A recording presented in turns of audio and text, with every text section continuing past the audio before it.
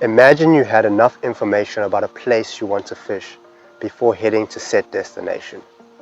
Wouldn't that save you time and money? Because if you're misinformed, you tend to make uninformed and impulsive decisions. And that, my friend, is a headache. And I don't want that for you. So today is a deep dive as to what's been happening in St. Lucia, my personal experiences this past month, because we all know there's no better way to predict the future than by looking into the past and the present. You're probably wondering what's been happening with the shad. It's a great time to target them on lures. We have a couple of options to choose from at the shop. We've got the Super Shad from Kingfisher, great lure. We've got them in a silver as well as a gold, both in a 30 and a 40 gram. Of course, there's a range of other lures you can try. We've got stick baits and we've got micro jigs, but generally speaking, any toby spoon is working great for the shad right now in St. Lucia. As you all know, we just had a very good sardine run. In fact, I think it's still currently going, and because of that, we managed to get ourselves some really good quality sardines for the shop. So if you guys want to just target them on bait, feel free to come and get yourself some good sardines and get a couple on bait. It's also a great time to target snook off the beach.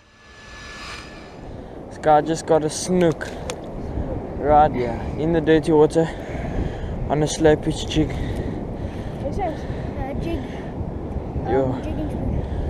Nice.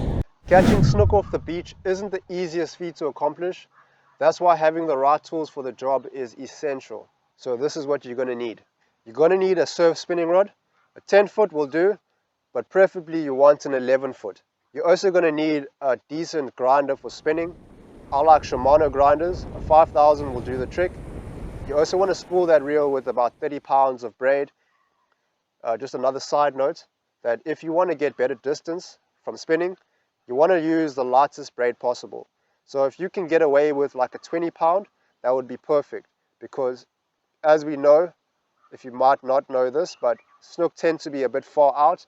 That's why an 11-foot is ideal for spinning. But if you got anywhere between 15 and 20 pound braid, you should, if the conditions allow, reach the fish on a good cast.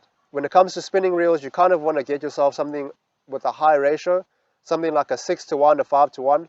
The reason for that is because a lot of the time snook, when they feed aggressively and they really chase down the bait fish that they're trying to catch. So you're trying to mimic that when you're spinning. So you're throwing like an iron candy spoon or a 45 gram, whatever spoon it might be that you have in your box, and you're trying to crank it as quick as possible to entice that fish to eat. Now, if you have a reel with a very low gear ratio, what tends to happen is you're winding, but you're not getting that spoon to move as quick as you want it to. So a high gear ratio reel, perfect. Snook tend to change from day to day. You might get lucky and get the same fish twice on the same lure, but generally speaking, you kind of want to get a collection of different colors for snook specifically. But of course, I'm sure as an angler yourself, you've got a range of lures to choose from. But just a side note, if you catch one today and you don't get that fish again on the same lure tomorrow, it's kind of the nature of the game when it comes to fishing for those fish. Okay, for you guys who really enjoy catching cob like I do, it's a good time to come to St. Lucia. We've had our fair share of cob between 3 and 4 kilos caught off the beach. You know, they're prevalent at Ingwe Beach a lot. Occasionally you'll see some cob between like 10 and 20 kilos caught, but they are mainly caught on live bait like live shad. You get lucky if you throw like a shad belly for them and hook a big one. Also, ideally, if you want to fish for those fish, you want to go fish at night. Like, they're really prevalent at night. They hunt a lot at night. You do get your occasional ones in the day, but if you're hunting for cob, my personal favorite time is to fish into the evening. If you manage to get yourself a couple of legal size shad, be sure to also use the belly. The belly seems to be working very well, especially here right now in St. Lucia. But in general, ask any pro angler or relatively good fisherman. When you want to catch cob, you want to use either a shad belly, you can use a shad head, you can use a live shad.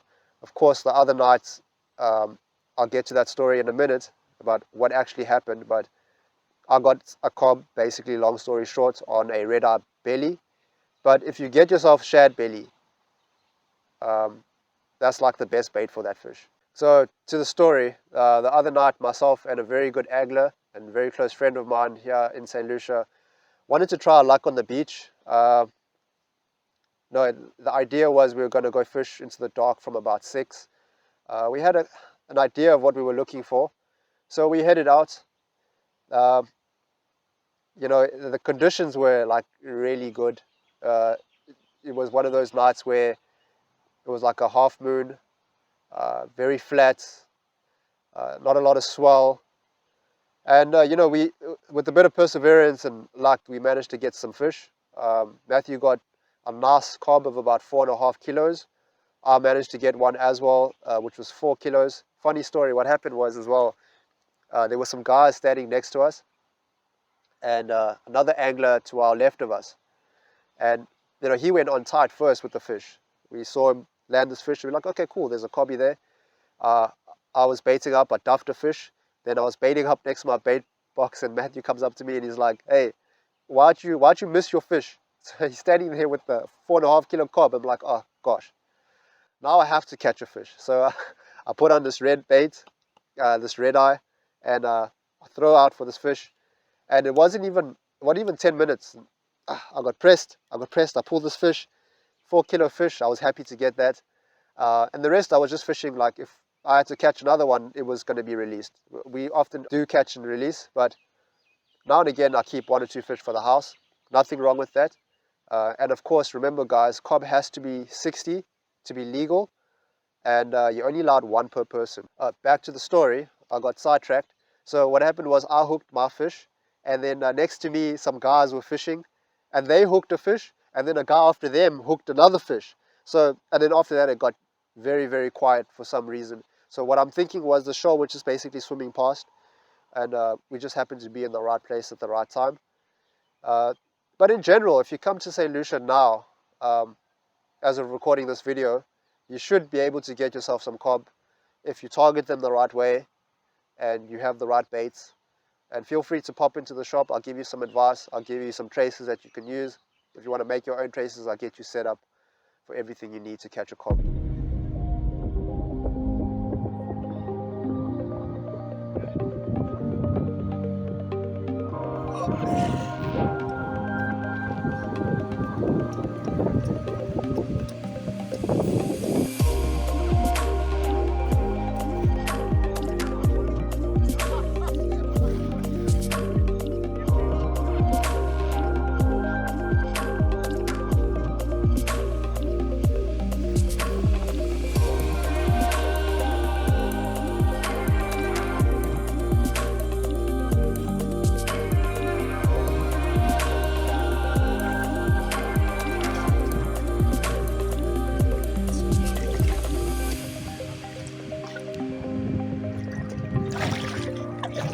There goes.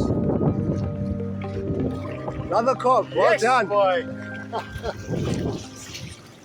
The sand sharks have been a bit scarce.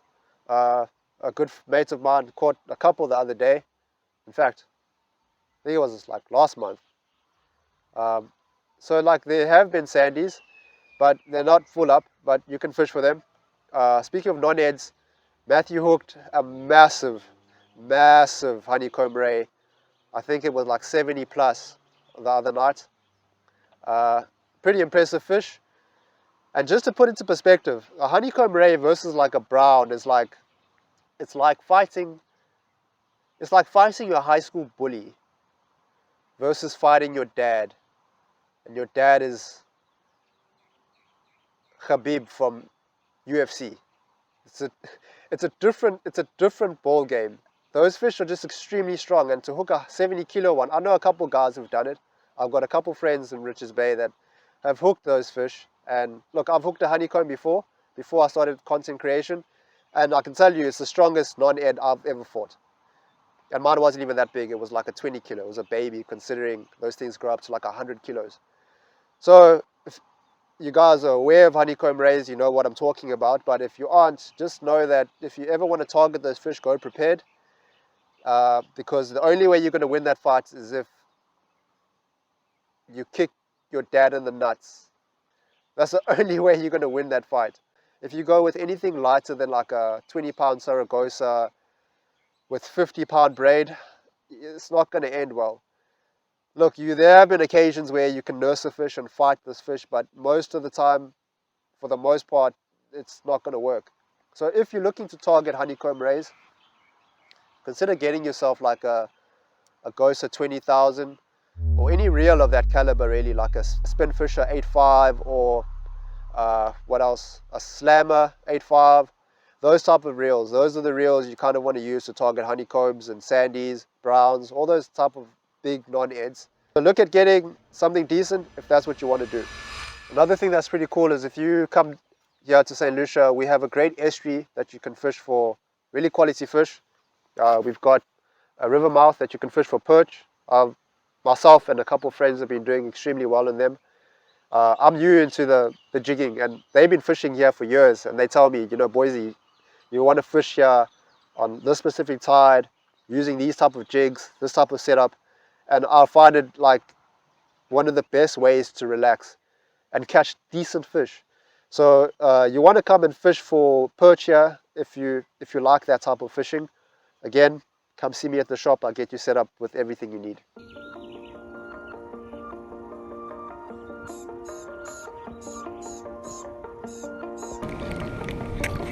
Oh! Whoa!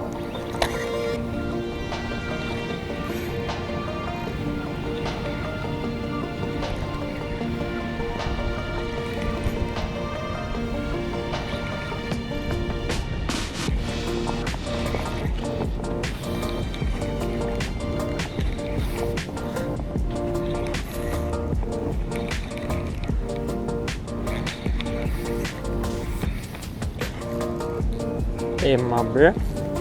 Ha ha ha. Check that in the water there. This is what you call a perch.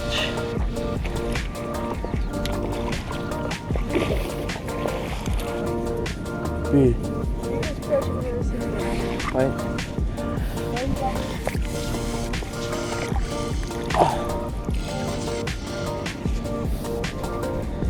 Yeah. Check out this monster.